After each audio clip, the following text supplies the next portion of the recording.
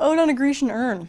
This is one of John Keats's kind of most famous poems. He's a romantic poet, and he wrote it in 1819 along with a bunch of other odes. He was kind of going through a little bit of an ode period.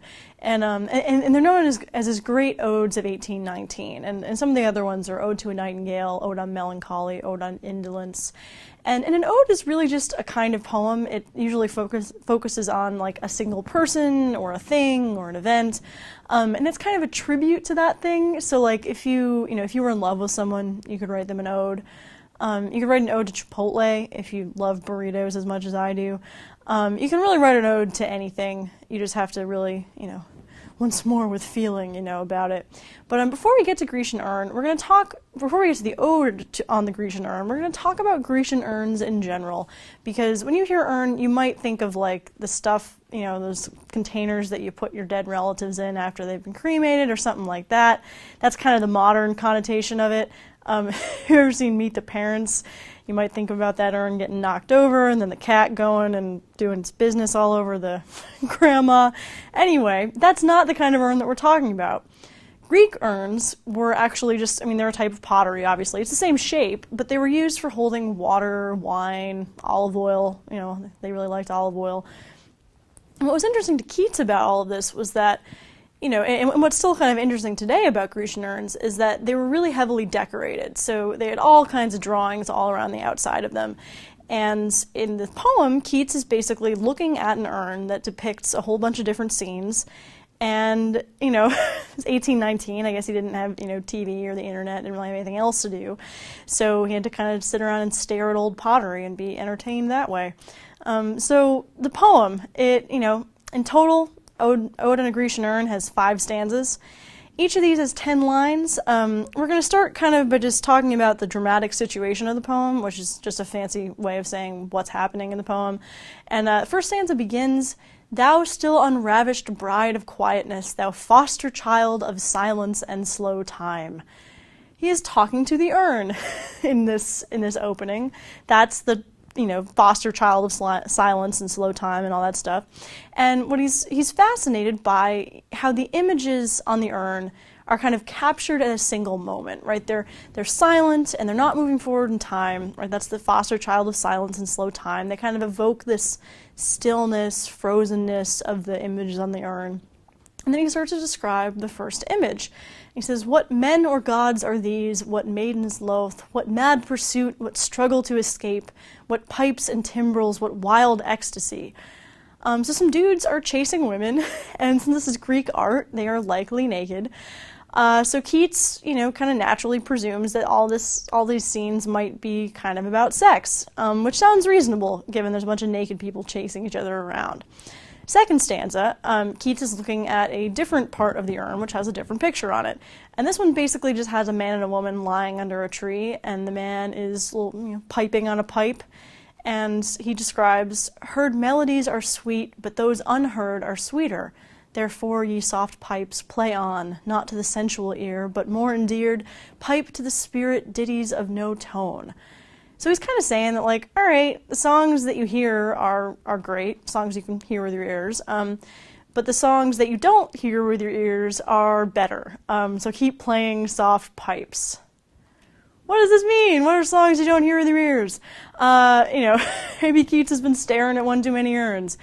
Really, he's just saying that, as good as music is that you play, like literal music that you play and you hear, the music that the man is playing on the urn, right, that is kind of frozen in time, that you obviously can't hear because it's just a painting, is better. And because it's kind of there, right, and it never ends. He's kind of always playing this piping tune. And Keats goes on and he says, "Bold lover, never, never canst thou kiss, though winning near the goal yet, do not grieve. She cannot fade, though thou hast not thy bliss. Forever wilt thou love, and she be fair." So, dude, don't worry that you can't ever kiss your woman or, have thy bliss. I think you all know what that means. The whole, frozen in time thing kind of gets in the way of that. But it's okay, right? Because she's never going to get old. That's a benefit of being frozen on an urn. You can't have sex with her, but she's never going to get old. You're kind of perpetually stuck in this wooing stage, and you're gazing at her for all time, and she's always going to be pretty. You know, they're captured in their youth, and they're never going to not be youthful, and they're never going to not be in love. So the next stanza is just more of the same. There's happy, happy bows. There's more happy love, more happy, happy love. It just sounds great, doesn't it? And, you know, Keats gets pretty excited about the fact that the leaves on the trees are going to stay green forever, and that this couple will always be in love. That's because things are kind of, you know, go along together. And then Keats reminds us what happens to young lovers, and he says, all breathing human passion far above, that leaves a heart high sorrowed and cloyed, a burning forehead and a parching tongue.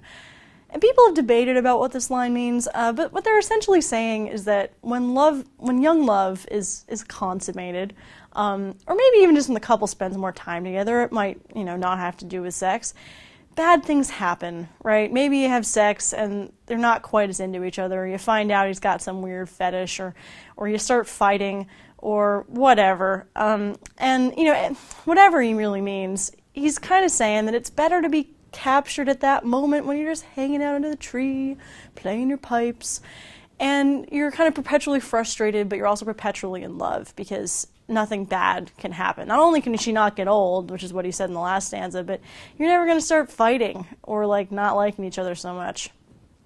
So that's good, I guess. Fourth stanza, we're kind of getting in the home stretch now. You know, we got those two stanzas about the young lovers, and now he moves on to another picture on the urn. I guess it's a big urn with lots of drawings. He says, who are these coming to the sacrifice? To what green altar, O mysterious priest, leadst thou that heifer lowing at the skies, and all her silken flanks with garlands dressed? So some folks are taking a cow to a sacrifice, and it's not quite as fun as men chasing naked women around, or like lovers hanging out under a tree. And so Keats starts thinking about where these drawings on the urn might have come from, like where they're coming from in the picture. What little town by river or seashore, or mountain built with peaceful citadel, is emptied of its folk this pious morn? And little town, thy streets forevermore will silent be, and not a soul to tell wilt thou art desolate, can e'er return.